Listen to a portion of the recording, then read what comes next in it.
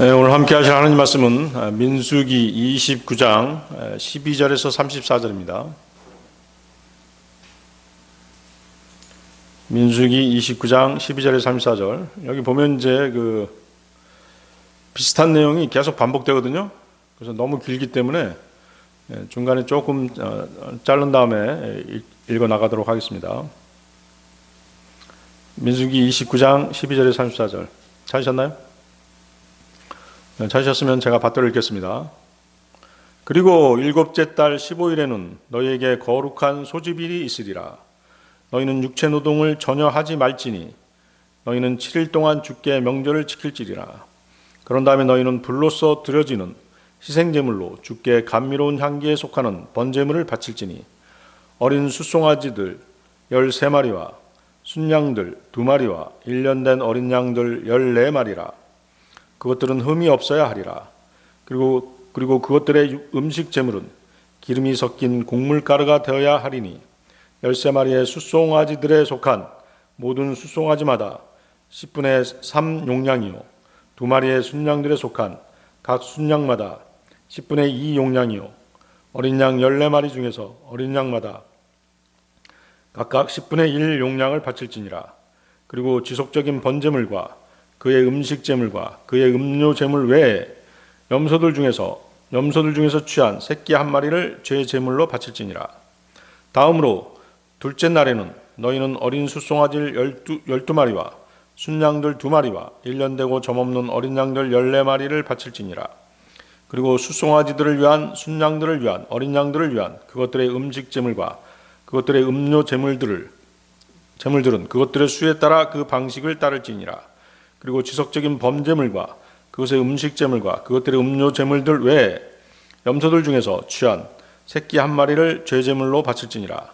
다음으로 셋째 날에는 수송아지들 11마리와 순양들 2마리와 1년 되고 흠없는 어린 양들 14마리를 바칠지니라.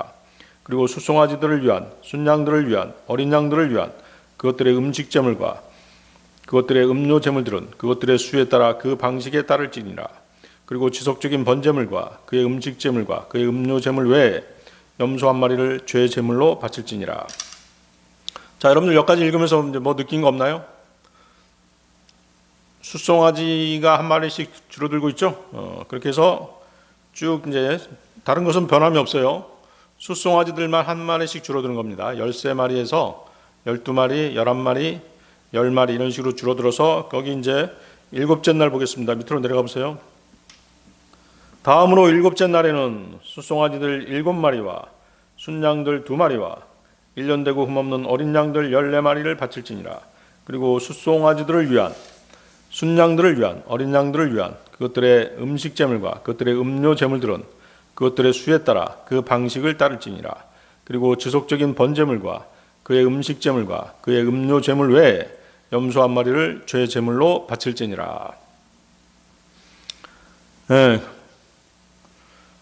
뭔가 규칙이 있죠? 일정한 규칙이 있습니다.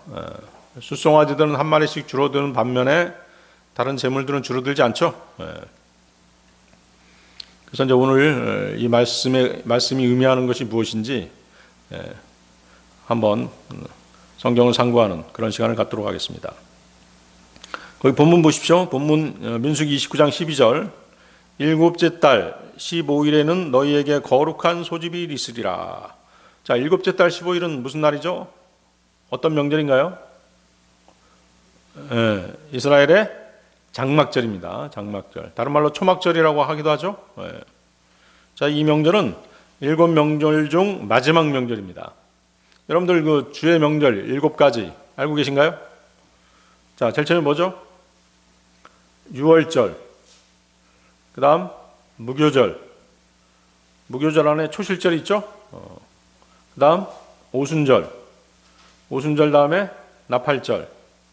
그 다음 대속죄일이 있습니다. 대속죄일, 그 다음에 장막절 이렇게 되는 것이죠.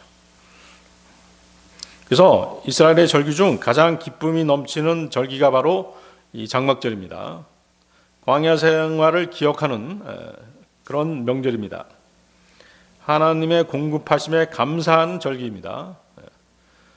수확이 끝날 때 추수를 감사하는 명절로서 7일 동안 계속됩니다. 근데 7일 동안 계속되지만 하루를 더 연장해서 8일 동안 하죠. 그래서 첫째 날과 마지막 날이 특별한 안식일이 돼요. 이 기간 동안 사람들은 종려나무가지나 버드나무로 초막을 지어서 그곳에 거했습니다. 그래서 7일 동안 그 초막을 지어서 그곳에 거하고 8일째 되는 날은 초막에서 나오는 것이에요. 나와서 이제 그 하나님 앞에 모여서 절기를 마무리하는, 장막절을 마무리하는 그 예배를 드리는 그런 날이 되는 것이죠. 하나님과 함께한 시간을 감사하면서 장막절을 끝맺는 그런 날이 이제 마지막 8일째가 되는 것입니다. 그리고 그날은 이제 지금처럼 숫송아지, 순양, 염소, 그 어린 양을 드리지 않습니다. 그 개수가 달라요. 그게 여러분들 이제 민수기 29장 36절을 보면 8일째는 한번 넘겨보십시오. 민수기 29장 36절 보면 어떻게 나와 있어요? 숫송아지 한 마리, 순양 한 마리, 어린 양 7마리로 이제 끝을 내죠. 그래서 마지막 8일째는 그 7일 동안 드리는 제물과는 다르게 제물을 드린다는 거, 그리고 또 초막에서 나온다는 거, 그것까지 기억해 주시면 되겠습니다. 자, 그래서 7번째 명절인 초막절은 이스라엘이 1000년 동안 안식하는 것을 가리키고 있습니다. 천년왕국을 예표하는 것이죠. 안식일은 일주일의 7번째 날로서 하루 동안 쉬는 날입니다. 이는 6000년의 세상 역사가 지난 후에 1000년의 안식이 있을 것을 나타내는 것입니다. 주의 만찬식이 무엇을 기념하죠? 주의 만찬식이 뒤로는 예수님의 십자가를, 앞으로는 주님의 재림을 기념하듯이 장막절은 뒤로는 이스라엘의 출애굽을, 앞으로는 다가올 천년왕국을 기념하는 것입니다. 그래서 장막절은 7째 달 15일의 안식일에서 시작돼서 일주일 뒤 8일째 22일의 안식일에 끝이 납니다. 이 8일째 안식일은 천년왕국 이후에 펼쳐질 새하늘과 새 땅을 예표하는 것이죠. 자, 그런데 이 기쁨의 절기 속에 매우 독특한 규례가 있습니다. 우리 지금 읽었죠? 본문에서 보다시피 매일 드려지는 숫송아지 수가 한 마리씩 줄어들고 있죠. 첫째 날 13마리, 둘째 날 12마리, 그리고 마지막 7째 날 7마리죠. 왜 하나님께서는 점점 줄어드는 숫송아지 제물을 명령하셨을까요? 이것은 단순한 제사 규정이 아닙니다. 하나님의 구속 역사 전체를 보여주는 상징적인 계시인 것이죠. 그래서 오늘 저는 이런 내용을 바탕으로 점점 줄어드는 제물, 그리고 구속의 완성이라는 제목으로 하나님의 말씀을 나누고자 합니다. 점점 줄어드는 제물, 그리고 구속의 완성. 첫 번째, 열방을 향한 하나님의 구속 계획. 자, 본문 민수기 29장에서 첫째 날 드려지는 숫송아지는 13마리입니다. 그러다가 한 마리씩 줄어들고 마지막 7째 날은 숫송아지가 7마리까지 줄어듭니다. 이렇게 숫송아지가 줄어드는 것에 대해서 여러 다양한 해석들이 나오고 있습니다. 자, 숫송아지의 숫자는 날이 갈수록 한 마리씩 줄어들지만 함께 드리는 순양 2마리와 1년 된 어린 양 14마리, 또 죄제물로 드리는 새끼 염소 1마리는 변함이 없죠.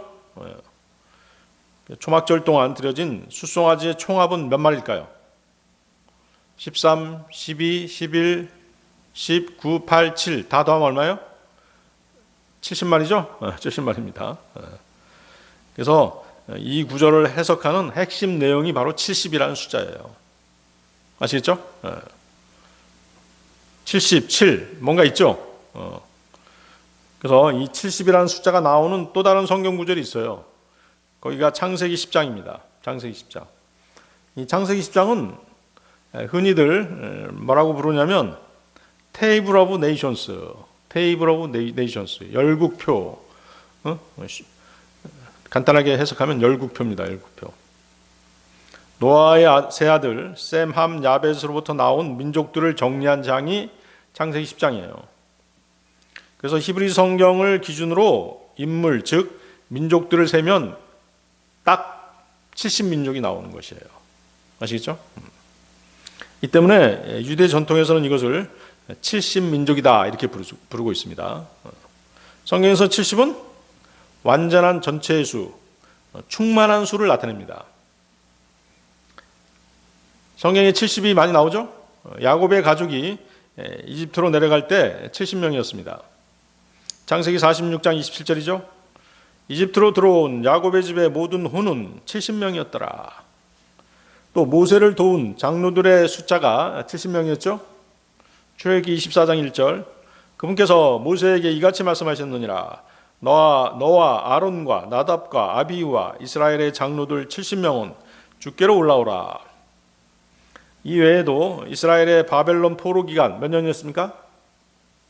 바벨론 포로 기간 70년이죠. 70년 꽉 채우고 다시 돌아왔잖아요. 따라서 70은 충만한 수, 충만한 기간을 상징합니다. 그래서 70민족은 온 세상 모든 민족을 대표하는 그 숫자입니다. 창세기 10장의 민족은 단순한 족보 기록이 아닌 것이죠. 모든 민족은 대홍수 이후 한 뿌리, 즉 노아에서 나왔음을 보여줍니다. 하나님은 모든 민족의 주권자가 되십니다. 그래서 창세기 10장의 이 70민족은 그 창세기 11장의 바벨탑 사건하고 연결됩니다. 바벨탑 사건으로 어떻게 됐어요? 어떤 일이 벌어졌죠? 민족들이 분산됐죠? 그리고 언어가 혼잡해졌어요. 그런데 창세기 12장을 보면 하나님께서 아브라함을 부르십니다. 그리고 이 민족, 이 70민족, 즉 온 세상 모든 족속을 다시 복주시기 위함이었던 것이죠. 아브라함을 부른 이유가 바로 그것이었어요. 거기 보세요. 여러분 창세기 12장 3절.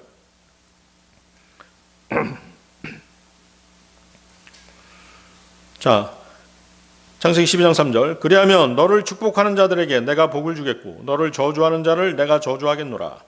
그리하여 내 안에서 땅의 모든 족속이 복을 받으리라. 그렇죠? 요즘 이스라엘 욕하는 정치인인데 성경을 모르다 보니까 그런 일들이 있는 것이죠.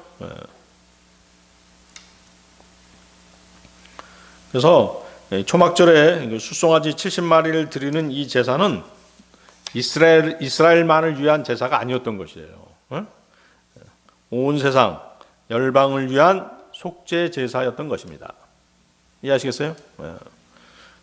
그래서 7년 대환란이 끝나고 주님이 통치하시는 천년왕국에서는 온 열방이 초막절을 지키기 위해서 예루살렘으로 오는 것이에요. 그래서 이 초막절, 장막절은 이스라엘만이 지키는 명절이 아니라 천년왕국에서는 전 세계인이 지키는 명절이 되는 것입니다. 스가랴서 14장 16절이죠. 스가랴서 14장 16절.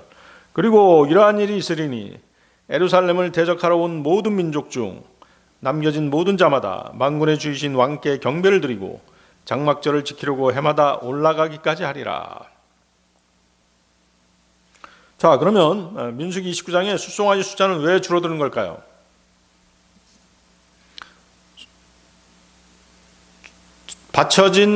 드려진 숫송아지 숫자는 70이라는 걸 알겠는데 왜 하나씩 줄어들까요?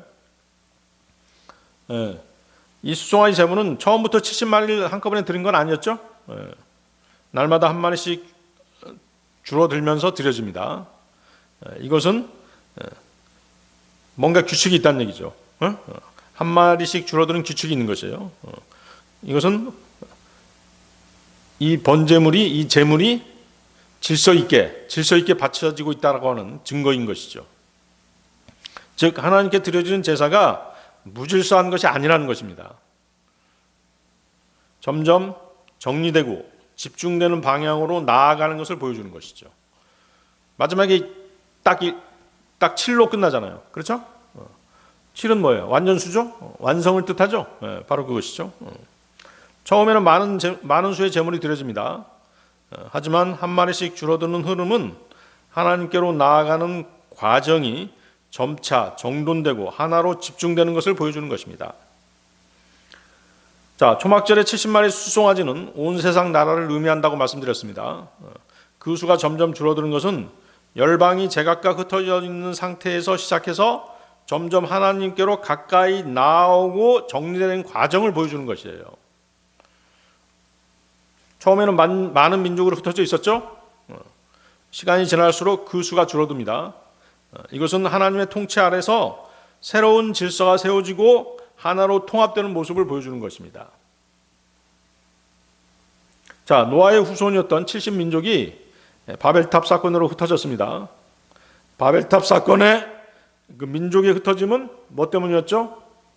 하나님을 대적했기 때문이었죠. 창세기 11장 4절입니다. 자, 우리가 우리를 위하여 하나의 도시와 하나의 탑을 건설하여 탑의 꼭대기가 하늘까지 도달하게 하자. 그리고 우리가 온 땅의 표면에 널리 흩어지지 않도록 우리가 우리를 위하여 하나의 이름을 만들자. 이렇듯 흩어져 있던 민족들이 7년 대환란을 거쳐 천년왕국에서 주 예수님의 통치 아래 다시 하나로 합쳐지는 구조를 보이는 것입니다. 결국 민수기 29장의 수송아지 제물은 단순한 제사 규칙이 아니었던 것이죠.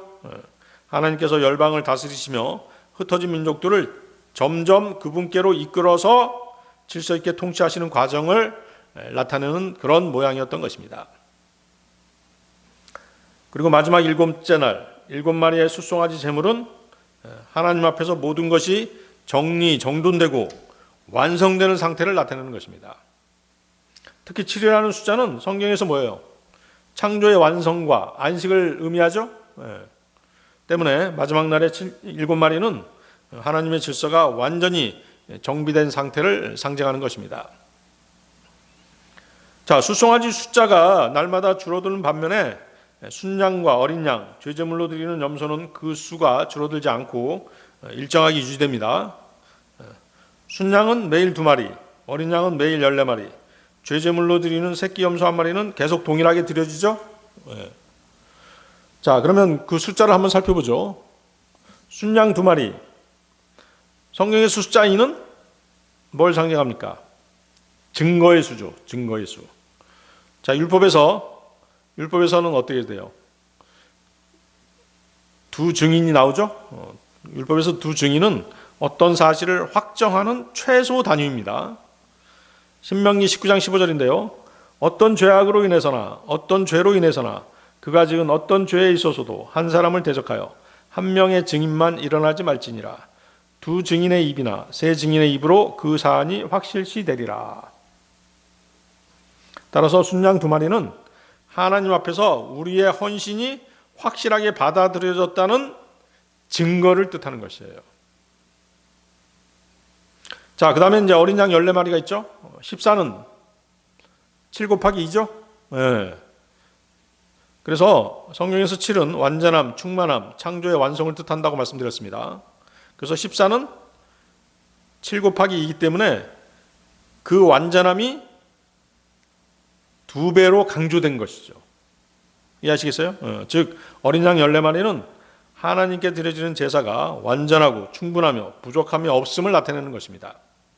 그리고 이 숫자가 매일 똑같이 반복된다는 것은 하나님과의 관계를 위한 속죄와 헌신은 언제나 변하지 않고 계속되어야 한다는 뜻인 것이죠. 한편 그 죄제물로 염소 1마리를 반복해서 드리는 이유는 죄는 한 번의 의식으로 완전히 사라지는 것이 아니라는 것입니다. 계속해서 다뤄져야 한다는 사실이죠. 매일 같은 수의 염소가 드려진다는 것은 이스라엘 백성이 하나님 앞에서 항상 죄사함이 필요한 존재임을 뜻하는 것입니다. 염소 1마리는 공동체 전체의 죄를 대신 짊어지는 역할을 합니다. 이를 통해서 하나님과 백성 사이의 관계가 유지되는 것이죠. 더 나아가서 이 반복되는 제사는 결국 한 번의 제사로 모든 죄를 해결하신 예수 그리스도를 바라보게 하는 것이죠. 그래서 이 염소 1마리는 죄를 대신 지고 하나님과 화목하게 하는 화해 제물로서의 의미를 담고 있는 것이에요.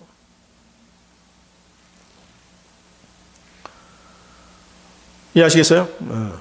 자, 하나님은 그래서 다시 돌아가서 하나님은 이스라엘만의 하나님이 아니시라는 것이죠.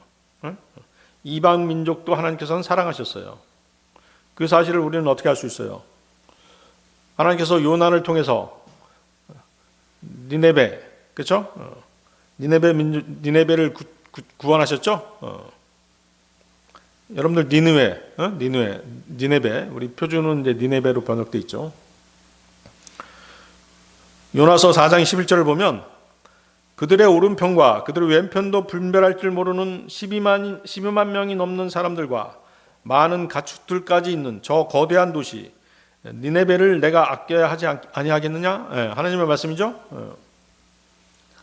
그래서 어떻게 했어요? 하나님께서 요나 예언자를 보내서 니네베에 가서 죄를 회개하고 하나님께 돌이켜라.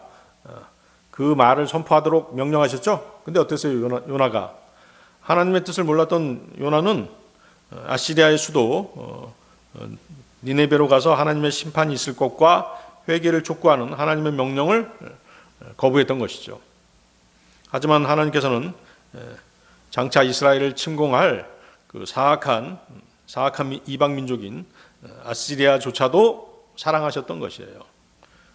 그래서 다시금 요나로 하여금 니네베로 가서 하나님의 구원을 선포하도록 명령하신 것이죠. 결국 어떻게 했어요? 요나의 회개를 촉구하는 그 하나님의 말씀, 회개를 촉구하는 그 선포, 하나님의 명령을 선포하자 니느베 사람들이 제 위에 앉아서 베옷을 입고 회개했죠. 심지어 짐승들마저 먹을 것을 주지 않고 회개에 동참하도록 했던 것입니다. 그러한 철저한 회개로 말미암아 그들은 구원을 받았던 것이죠. 그래서 이제 우리의 그 신앙생활, 우리의 믿음은 너무 개인적으로 또 특정 국가 혹은 특정 교회, 특정 개인의 전유물로 생각하는 그런 경향이 없지 않아 있잖아요. 그러나 하나님께서는 지금도 세상 모든 나라를 향한 구원 계획을 진행하고 계신 중이시라는 것이죠. 그래서 이 점점 줄어드는 재물, 이 70마리의 의미가 바로 열방 민족들을 구원하시기 위한 하나님의 구원 계획에 포함되어 있었다는 사실입니다. 두 번째, 점점 줄어드는 재물 그리고 구속의 완성. 두 번째는 죄의 점진적 제거와 인간의 한계입니다. 죄의 점진적 제거와 인간의 한계. 여러분들 히브리서 10장 11절 한번 보세요.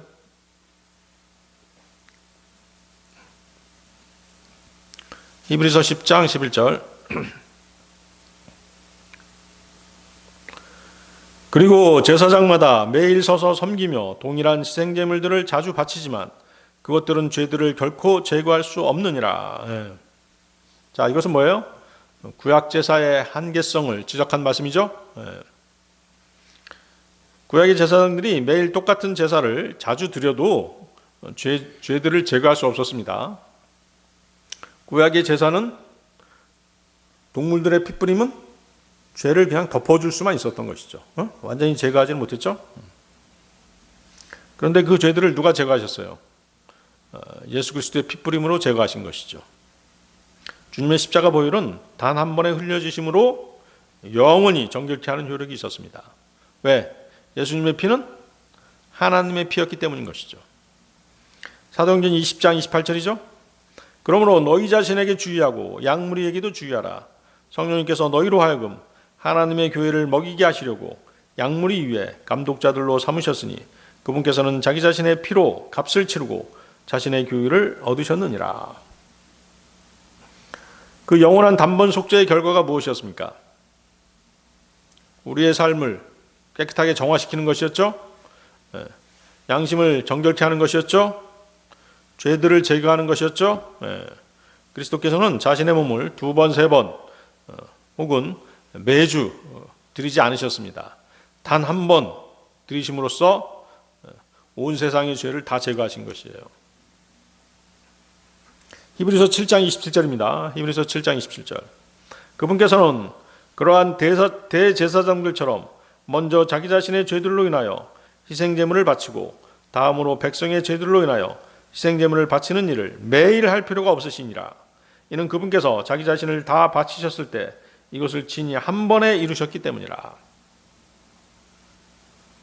구약의 제사장들은 매일같이 먼저 자기 죄를 위해서 제물을 드리고 그리고 백성의 죄를 위해 계속해서 제물을 드려야 했던 것입니다. 하지만 예수님은 죄가 없으신 분이기 때문에 자신을 위한 제사가 필요 없으시겠죠? 자신을 위한 제사가 필요 없으셨어요. 단 한 번 자신을 제물로 드리심으로써 세상 모든 죄를 다 제거하시는 것이죠. 히브리서 10장 그 위에 9절 10절도 한번 보십시오. 히브리서 10장 9절 10절. 그때 그분께서 이같이 말씀하셨느니라. 보소서 오 하나님이여 저는 당신의 뜻을 행하려고 오나이다. 그분께서 첫째 것을 제거하시니 자신의 둘째 것을 확립하려 하심이라. 그 뜻에 의하여 예수 그리스도의 몸이 한 번에 완전하게 드려지심을 통해 우리가 성결하게 구별되는도다. 거기 밑줄 쳐보세요. 첫째 것과 둘째 것이 나오죠? 첫째 것이 뭐죠? 첫째 것을 제거하신다고 했잖아요. 첫째 것이 율법이죠? 구약 율법입니다. 둘째 것은 그럼 뭐예요? 신약이겠죠? 신약. 예수님의 피로 맺어진 언약, 신약이 둘째 것입니다. 첫째 것을 제거하시니 자신이 둘째 것을 확립하려 하심이라. 하나님께서는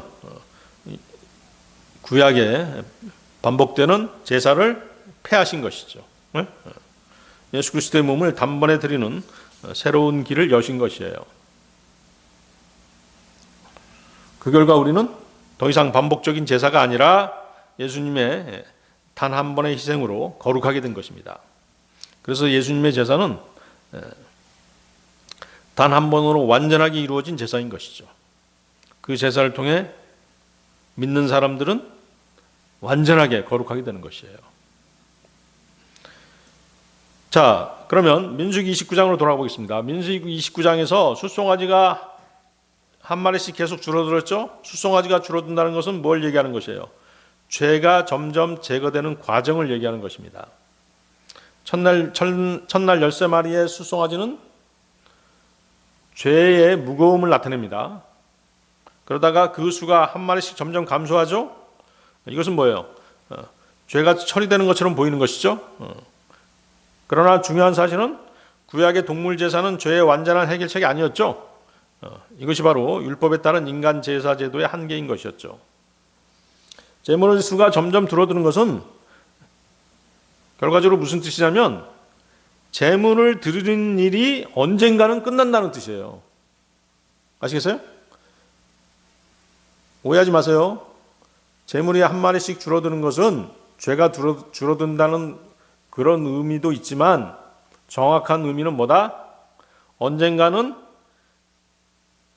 동물을 제물로 드리는 그 일이 끝날 것이라는 의미인 것이죠.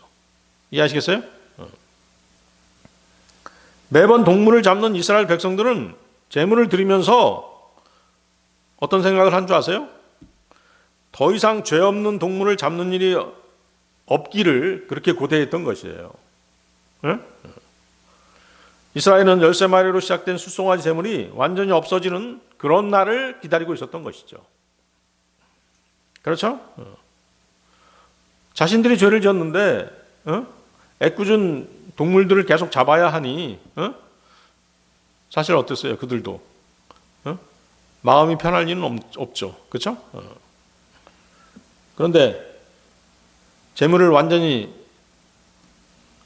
자신들의 죄를 위해서 드리는 동물 제사, 그 제물을 완전히 없애주기 위해서 누가 오신 것이에요?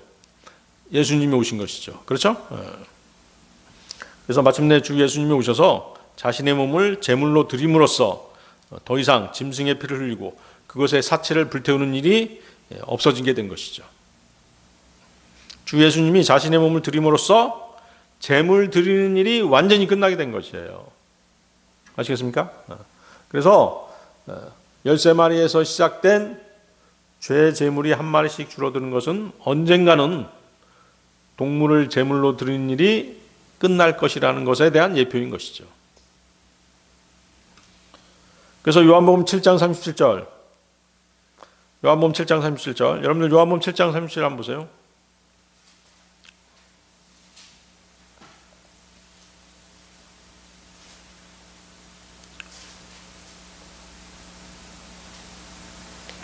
마지막 날 곧 명절의 중대한 날에 예수님께서 서서 외치며 이같이 말씀하셨느니라.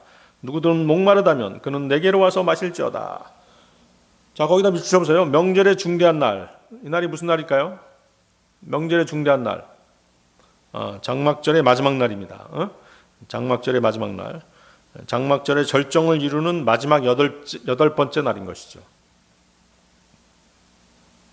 장막절 첫째 날과 여덟째 날은 특별한 안식일입니다. 첫째 날 거룩한 소집일이 있습니다. 장막절의 마지막 날인 여덟째 날에도 거룩한 소집일이 있습니다. 그날은 엄숙한 집회가 열리는 날입니다. 그래서 이날 성전뜰에는 수많은 사람들이 모여 있었던 것이죠. 바로 이런 데서 주님께서는 거리 설교를 하신 것이에요. 지금 주님께서는 자신을 죽이려고 사리를 품고 있는 그 무리들 앞에서 외쳐서 말씀하신 것이죠. 뭐라고 말씀하셨어요? 누구든 목마르다면 그는 내게로 와서 마실지어다 라고 외치신 것이죠. 자, 이 말씀은 육체적 갈증을 말씀하시는 게 아니죠. 영적인 갈증을 말씀하신 것이에요. 세상 삶에 대한 목표가 없고 소망이 없는 사람들은 무엇으로 그것을 대체하려고 할까요? 물질로 육신의 갈증을 해소하려고 하는 것입니다. 영적인 갈증을 물질로 해소하려고 하는 것이죠. 그래서 그들은 오직 육체적 갈망, 세상 것들에 대한 집착으로 꽉 차 있는 것이죠. 세상 사람들은 한번 보세요. 그렇죠? 영적인 것들이 전혀 없잖아요. 뭐 돈, 자동차, 부동산, 주식, 코인 뭐 이런 것들에만 관심 있잖아요. 쾌락, 돈, 명예, 안락한 삶 등 그런 것들이 세상 사람들의 목표고 소망인 것이죠. 그것들이 자신의 육신적인 갈등, 영적인 갈등을 다 해소해 줄 것으로 그렇게 생각하고 있기 때문에 거기에 집착하는 것이에요. 주님께서는 세상 사람들의 이러한 상태에 대해서 사마리아 여인에게 이미 말씀하셨죠. 요한복음 4장 13절인데요. 누구든지 이 물을 마시는 자는 다시 목마르리라. 그렇죠? 세상 것들은 다시 또 갈증을 일으키게 하는 것이에요. 돈에 집착하는 사람들은 돈에 만족감이 없어요. 1억 벌면 또 2억 갖고 싶고 2억 벌면 또 한 10억 갖고 싶고 그렇죠? 육신의 욕망은 배고픔과 갈증과도 같아서 계속 공급돼야 되는 것입니다. 결코 채워지지 않는 욕망이죠. 주님은 구원받지 않는 세상 죄인을 예표하는 사마리아 여인에게 이렇게 약속하십니다. 요한복음 4장 14절인데요. 그러나 누구든지 내가 줄 물을 마시는 자는 결코 목마르지 아니하리라. 오히려 내가 그에게 줄 물은 그 안에서 영원한 생명으로 솟아오르는 샘물이 되리라. 그래서 잘못된 삶을 돌이키고 인생의 세기를 찾고자 한다면 그 사람은 누구든 목마르다면 그는 내게로 와서 마실지어다 라고 외치는 분에게로 나와야 되는 것이죠. 영적으로 목마른 사람, 그리고 자신의 영적 목마름을 느낄 줄 아는 사람은 마음속으로 그 문제를 해결해 줄 수 있는 절대자를 갈망할 수밖에 없는 것입니다. 여러분들도 그런 분을 찾았기 때문에 결국 구원받을 수 있었잖아요. 그래서 마태복음 5장 3절 뭐라고 말씀하세요? 영 안에서 가난한 자들은 복되나니 하늘의 왕국이 그들의 것이기 때문이요. 영 안에서 가난한 자들, 영적 갈증을 느끼는 사람들이죠. 영 안에서 가난한 자들은 자신이 죄인임을 깨닫고 깨끗해지기를 바라는 사람들입니다. 자신이 느끼고 있는 죄의 끔찍한 무게에 짓눌려서 그것으로부터 해방되기를 원하는 사람이죠. 용서를 구하는 사람들입니다. 자신의 연약함과 어리석음을 해결해 줄 수 있는 분이 있다면 그분에게 구원을 요청하리라고 결심하는 사람들인 것이죠.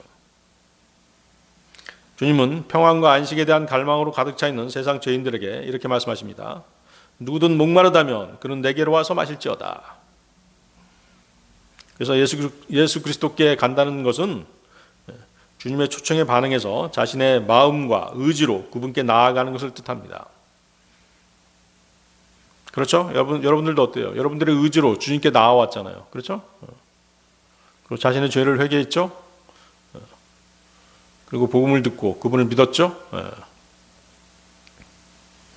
그래서 주님께 나온다는 것은 세상과 등을 돌리는 것이에요. 죄를 버리고 새 삶을 살겠다고 결심하는 것입니다. 세상과 육신을 의지하던 것에서 은혜와 진리이신 그분께 자신을 맡기겠다고 결단하는 것입니다.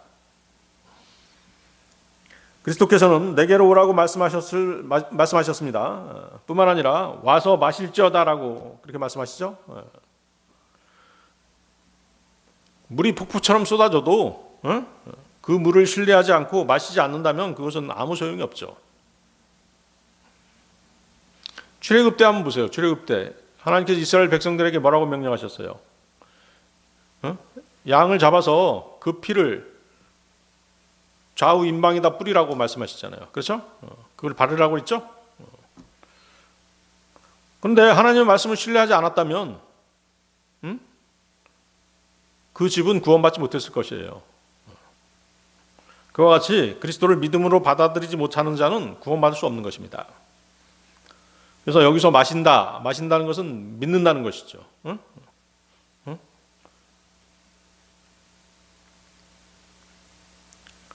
그것은 그리스도를 자신의 구주로 영접하는 것을 말합니다.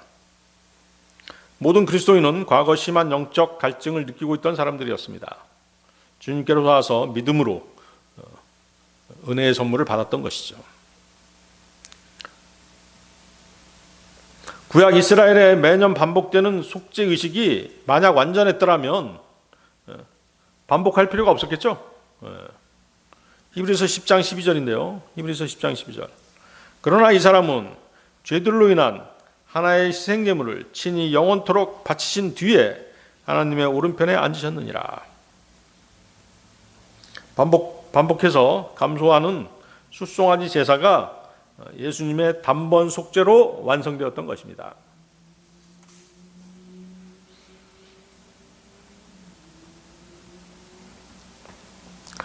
그래서 어떤 일이든 완전하게 해결되지 않으면 반복적으로 이걸 처리할 수밖에 없는 것이에요.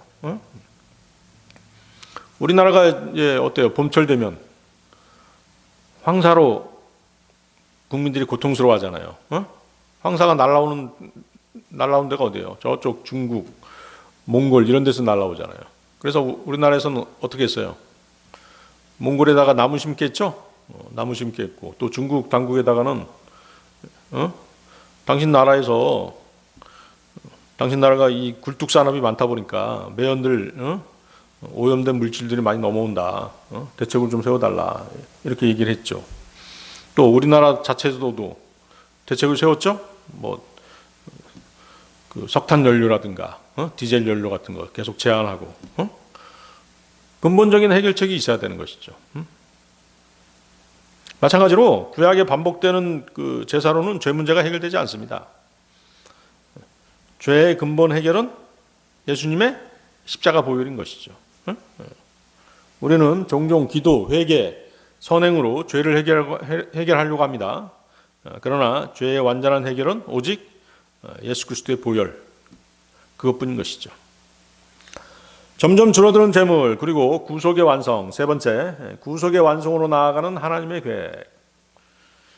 자, 민수기 29장의 숫송아지 숫자는 13마리에서 7마리로 감소합니다. 자, 성경에서 13은 어떤 의미를 갖죠? 13은 반역의 숫자죠? 반역의 숫자입니다. 창세기 14장 4절인데요. 12년 동안 그들이 크돌라오메를 섬겼는데 13년째 그들이 반역을 일으켰더라. 그래서 서양에서는 13을 악마의 수로 이렇게 부르기도 합니다. 성경에서 적그리스도의 그 첫 번째 유형은 누구였죠? 적그리스도의 첫 번째 유형 림롯이었죠? 림롯입니다. 림롯은 아담의 13번째 후손이죠. 계시록 13장에서 짐승 적그리스도가 나타납니다. 그리고 짐승에서 666이 나오죠. 계시록 13장 18절이죠. 여기에 지혜가 있느니라. 명철이 있는 자는 그 짐승의 숫자를 세어볼지니라. 이는 그것이 한 사람의 숫자이며 그의 숫자는 666이기 때문이라.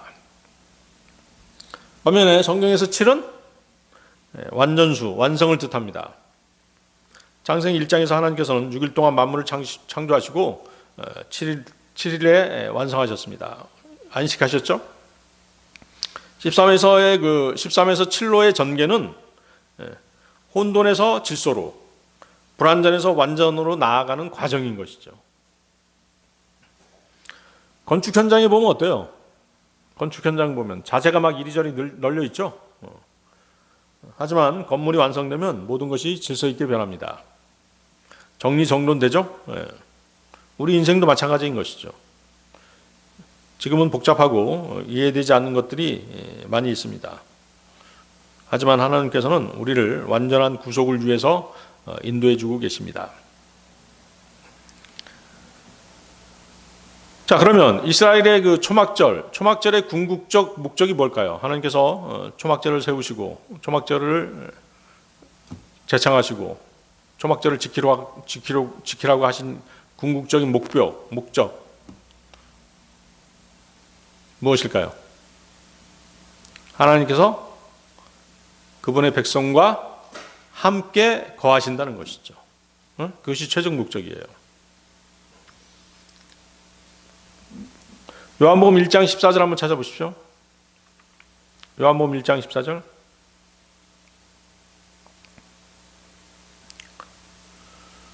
그런즉 그 말씀이 육신이 되어 우리 가운데 지내셨으니 우리가 그분의 영광을 보았는데 아버지의 독생자로서의 영광이라 은혜와 진리가 충만하였더라. 말씀이 육신이 돼서 우리 가운데 지내셨으니 이렇게 돼 있잖아요. 말씀이신 하나님께서 육신을 입고 우리 가운데 오신 분이 바로 예수 그리스도시죠. 예수 그리스도와 하나님의 말씀은 둘 다 똑같은 특성을 지니고 있습니다. 예수 그리스도와 말씀은 둘 다 두 가지 본성, 인성과 신성을 가지고 계시죠. 또 둘 다 사랑을 받았습니다. 예수 그리스도를 사랑하는 사람은 하나님의 말씀도 사랑하죠. 둘 다 증오를 받았습니다. 예수 그리스도를 미워하면 그분의 말씀도 미워하죠. 둘 다 영접할 수 있고 거부할 수 있습니다. 둘 다 사람을 구원할 수 있죠. 둘 다 죄를 심판합니다. 요한복음 12장 48절인데요. 나를 거절하며 나의 말들을 받아들이지 아니하는 자에게는 그를 심판하는 이가 있느니라. 내가 말한 그 말, 바로 그 말이 마지막 날에 그를 심판하리라. 예수 그리스도와 하나님의 말씀은 둘 다 오류가 없습니다. 둘 다 영원한 생명을 줄 수 있습니다. 하나님의 말씀과 예수 그리스도께서는 둘 다 영원하십니다. 베드로전서 1장 25절인데요. 주의 말씀은 영원토록 지속되느니라. 그리고 이것이 복음에 의하여 너희에게 선포된 말씀이라. 자, 요한복음 1장 14절 다시 보십시오. 우리 가운데 지내셨으니 드웰, 거기 드웰이라고 되어 있죠. 이 드웰의 그 히브리어는 에스케노센입니다. 에스케노센. 에스케노센은 무슨 뜻이냐면 장막을 치다는 뜻이에요. 장막절 연결이 되죠? 에스케노센. 하나님께서, 예수님께서 우리와 함께 지내신다. 하나님께서 함께 지내신다. 이것이 뭐하고 똑같다? 장막을 치다는 의미하고 같다. 그래서 장막절은 하나님께서 그분의 백성과 함께 거하신다는 뜻인 것이죠. 그리고 예수 그리스도께서 육신을 입고 태어나신 날이 언제다? 장막절이라는 것이죠. 그것을 암시하고 있는 것이죠. 그래서 이제 장막절은 우리나라 달력으로 하면 몇 월 달이에요? 히브리 달력으로는 7월 달이고 우리나라 달력으로는 이제 9월 되는 것이죠. 9월 달. 근데 어때요, 세상은? 예수님의 탄생일을 12월 25일로 정해놨었죠. 그것은 잘못된 것이죠. 12월 25일은 오히려 그 태양신 바알의 그 기념일입니다. 자, 이스라엘 백성들은 출애굽한 후에 광야에서 장막을 치고 생활했습니다. 하나님께서는 그들 가운데 있는 성막에서 그들과 함께 하셨어요. 이것은 작금에 구원받은 신약 성도 안에 그리스도께서 내주하시는 것의 예표가 되는 것이죠. 이해하시겠어요? 자, 이스라엘 백성들 한 정중앙에 뭐가 있었어요? 성막이 있었고, 그 성막 지성소에 하나님께서 그곳에 함께 하셨죠? 그렇죠? 그곳에 나타나셨잖아요. 근데 지금은 어때요? 신약에서는 구원받은 그리스도인들 안에 그리스도께서 계시잖아요. 그렇죠? 거기 다시 보십시오. 요한복음 1장 14절. 아버지의 독생자로서의 영광.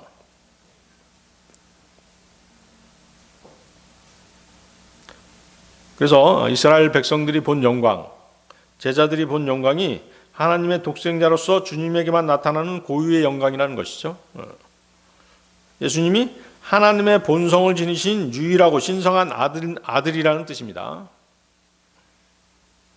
그래서 하나님의 영광의 나타나심과 관련돼서 유대인들이 쓰는 용어가 있어요. 유대인들이 쓰는 단어, 여러분들 세키나 들어보셨어요? 세키나. 이 단어는 사람들 가운데 나타나시는 하나님의 임재를 가리키는 말인 것이죠. 그러니까 하나님의 영광을 나타낼 때는 하나님이 나타나셔야 되는 것이죠. 하나님이 임재하셔야 하나님의 영광이 나타나는 것이죠. 그래서 우리가 성경 읽다 보면 어때요? 하나님의 영광이 사람들에게 나타난 그런 때를 많이 보게 되죠? 어떤 때 나타나셨어요? 구약에서 이스라엘 백성들이 광야에서 굶주림으로 원망하면서 고기가 먹고 싶다고 했을 때, 또 배고프다고 했을 때 하나님께 나타나셨죠? 하나님의 영광이 나타났죠. 만나를 주셨고 메추라기를 주셨죠. 또 모세가 시내산에서 언약을 체결했을 때 그때 하나님께서 나타나셨죠. 또 모세가 성막 세우는 일을 마쳤을 때 하나님의 영광이 나타났죠. 또 솔로몬이 성전 세우는 일을 성전을 지어서 봉헌할 때도 하나님의 영광이 나타났죠. 그게 다 뭐예요? 세키나죠. 세키나. 따라서 우리는 주의 영광, 세키나가 무엇을 의미하는지 알 수 있는 것입니다. 주의 영광이 나타나는 말은 결국 그분이 임재했다, 그분이 나타나셨다는 말과 똑같은 것이에요. 그래서 요한복음을 쓴 요한은 주 예수 그리스도에게서 바로 하나님의 임재를 보았다는 것이죠. 세키나를 보았던 것이에요. 요한은 성령님의 계시로 예수님이 하나님이심을 알게 되었던 것이죠. 은혜와 진리가 충만하였더라. 자, 은혜와 진리는 하나님의 본질적인 특성입니다. 예수님 안에 이것이 충만했다는 말은 육신을 입고 오신 예수님께서 하나님의 본성을 지니고 계셨음을 의미하는 것입니다. 충만하였더라. 컴플리트, 완전한, 또 풀, 충분한 이런 뜻이죠. 즉 예수님 안에 있는 은혜와 진리가 그분의 신성을 입증하기에 충만한 상태였던 것이죠.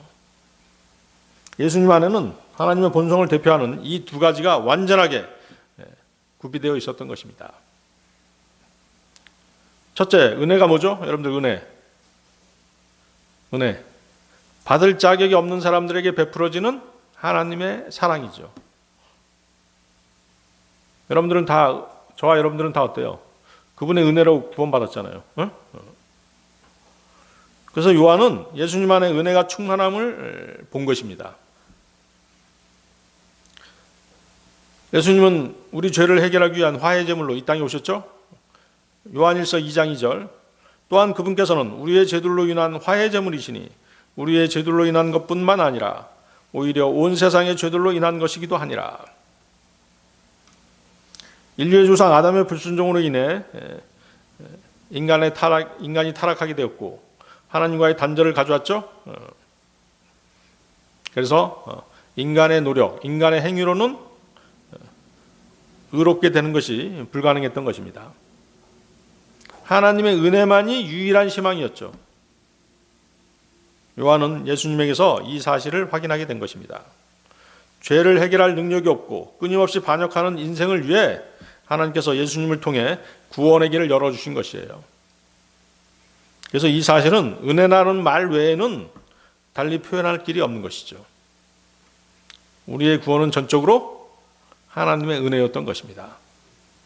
에베소서 2장 8, 9절이죠. 에베소서 2장 8, 9절. 이는 너희가 은혜로 구원받은 것은 믿음을 통한 것이기 때문이니 이는 너희 자신에게서 난 것이 아니요 그것은 하나님의 선물이라. 행위에서 난 것이 아니니 아무도 자랑치 못하게 하려 함이라. 자, 두 번째, 진리는 참이나 실제를 가리키는 의미입니다. 진리. 우리 진실이라는 말 쓰잖아요. 진실과 진실. 그런 의미가 있는 것이에요. 그래서 복음서의 주요 단어 가운데 하나인 진리는 예수님의 본질뿐만 아니라 그분의 역할을 잘 나타내주는 그런 단어인 것이죠. 예수님께서는 자신을 가리켜 진리라고 말씀하셨잖아요. 요한복음 14장 6절이죠. 예수님께서 그에게 이같이 말씀하시니라. 나는 길이요 진리요 생명이라. 나로 말미암 그는 아버지께로 올 자가 아무도 없느니라. 또한 그분을 믿는 자에게 보내지는, 그분을 믿는 사람들 안에 내주하시는 성령님은 다른 말로 뭐라고 그래요? 진리의 영, 이렇게 말씀하시죠.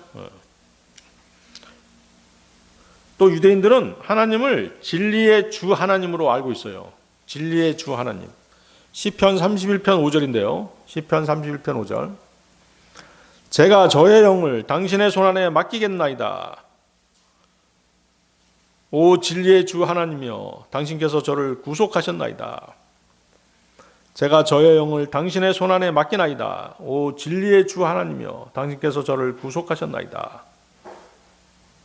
그래서 우리는 이 세 가지 사실, 예수님도 진리시죠? 성령님은 진리의 영이시죠? 하나님은 진리의 주 하나님이시죠? 그래서 진리가 하나님의 본질임을 우리는 확인할 수 있는 것이에요. 그래서 주님의 제자들은 예수님께서 내가 진리다 이렇게 말씀하셨을 때 제자들은 그 말을 어떻게 받아들인 것이에요? 어떻게 받아들였을까요? 예수님이 내가 진리다 그랬을 때 제자들은 그것을 다 이해했던 것이에요. 뭐라고 이해했는지 아세요? 내가 바로 하나님이다 이렇게 다 이해한 것이죠. 아시겠어요? 내가 진리다 이 말씀은 내가 하나님이다 그 얘기였던 것이죠. 제자들은 다 그걸 알아들었어요. 자, 그렇다면 예수님께서 하나님이라는 사실이 우리에게 주는 실제적인 의미가 뭘까요? 구약의 율법을 폐하신 예수님의 사역을 통해서 우리는 알 수 있습니다. 자, 제사장을 통해서 드려지는 구약 시대의 그 제사 제도를 통해서 우리는 거룩하신 하나님이 사람들의 접근을 철저하게 제한하셨다는 걸 알 수 있잖아요. 아무나 지성소에 못 들어갔죠? 대제사장만이 동물의 피를 가지고 들어갔잖아요. 그렇죠? 왜? 하나님께서는 거룩하신 분이기 때문에 죄인들이 하나님께 가까이 갈 수가 없었던 것이죠. 그래서 하나님께서 세우신 소수의 사람만을 제외하고는 아무도 하나님께 나아가는 것이 허용되지 않았었어요. 하지만 예수님의 오심으로써 달라졌죠? 그분은 모든 사람에게 다 뭐라고 말씀하세요? 다 내게로 오라 이렇게 말씀하시잖아요. 마태복음 11장 28절이죠. 수고하고 무거운 짐 지워진 자들아, 수고하고 무거운 짐 지워진 너희들아, 다 내게로 오라. 그리하면 내가 너희에게 쉼을 주리라. 죄쯤에 눌린 사람들, 어떻게 살아야 하나님을 기쁘게 하는지 알지 못했던 사람들, 구원의 길에 무지한 모든 이들이 이제는 예수님께로 와서 얼마든지 그 해결책을 찾을 수 있게 된 것입니다. 그분은 하나님이시지만 우리와 같은 육신을 입은 사람으로 이 땅에 오셨죠. 때문에 인간은 그분과 허물없이 접촉할 수 있게 된 것입니다. 이와 같이 요한이 예수님 안에서 발견한 진리는 거짓된 유한을 주는 세상 것들과는 전혀 다른 참 자유를 주는 구원의 진리였던 것입니다. 요한복음 8장 32절인데요. 요한복음 8장 32절. 그리하면 너희가 진리를 알리니 진리가 너희를 자유롭게 하리라.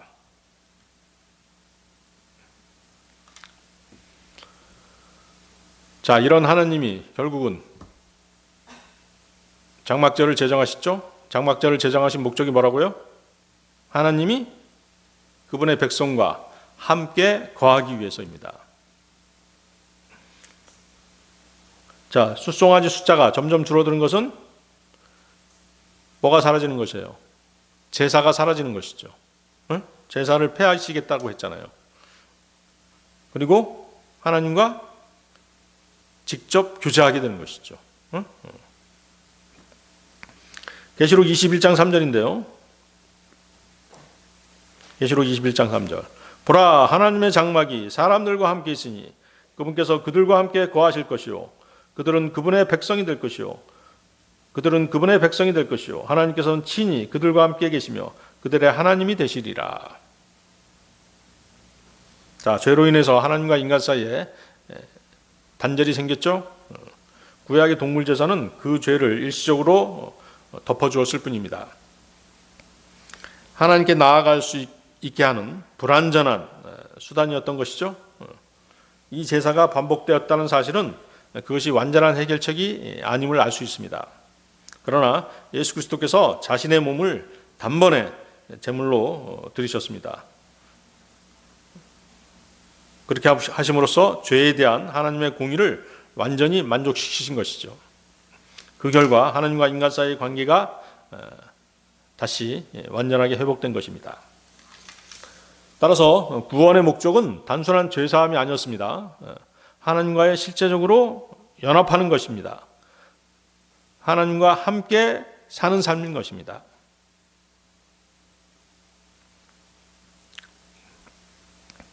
하나님께서는 독생자를 통한 구원을 통해서 자신의 백성과 영원히 함께 거하시기를 원하십니다. 마침내 그분의 뜻은 하나님의 장막이 사람들과 함께 있다는 그 약속에서 완전히 이루어지는 것이죠. 그때가 언제입니까?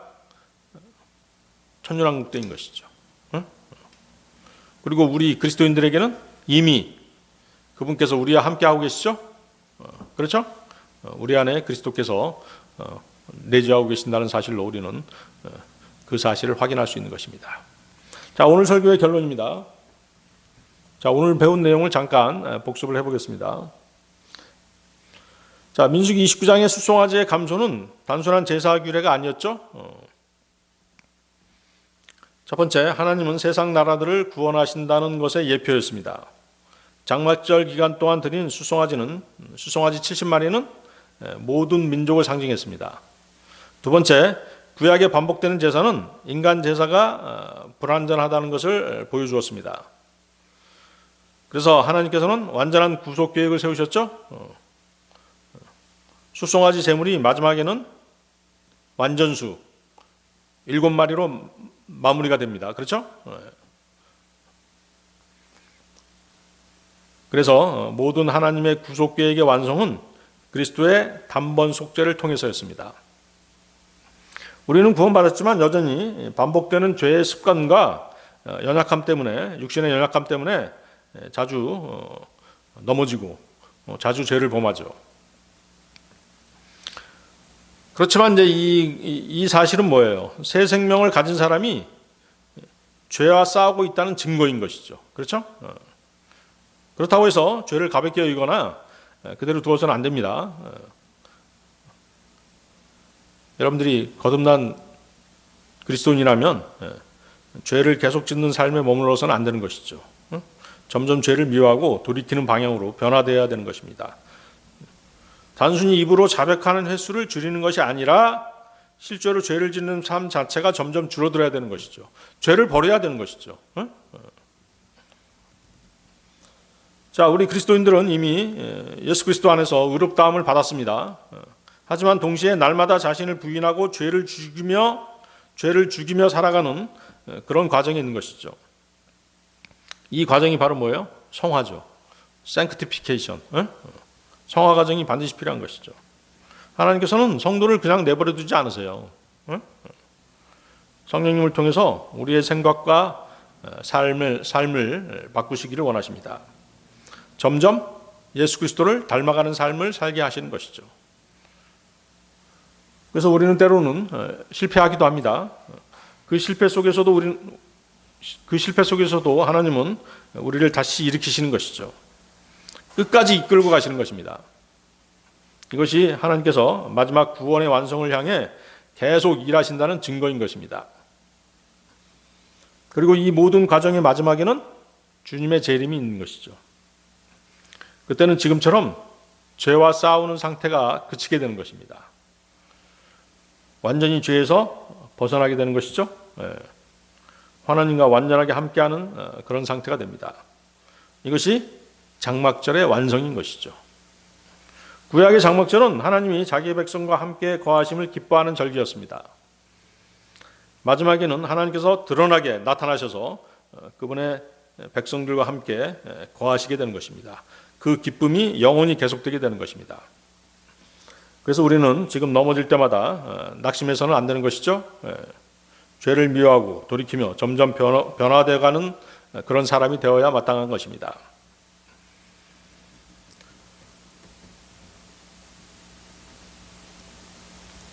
여러분들은 주 예수님이 우리 안에 계시다는 그 사실을 항상 의식하며 살고 계신가요? 그 사실이 중요하죠. 죄를 죽이기 위해서는 우리의 결심만으로 되는 게 아니잖아요. 하나님께서 이미 우리 안에서 우리와 함께 거하고 계신다. 우리를 위해서 일하고 계신다는 그것을 의식하고 있어야 되는 것이죠. 그 하나님께서 결국에는 우리를 완전한 상태로 이끄셔서 영원히 함께 하시겠다고 약속하셨기 때문에 우리는 항상 우리 안에 계신 하나님을 인식하고 그렇게 믿음 생활을 해야 될 것입니다. 네, 다 같이 기도하시겠습니다.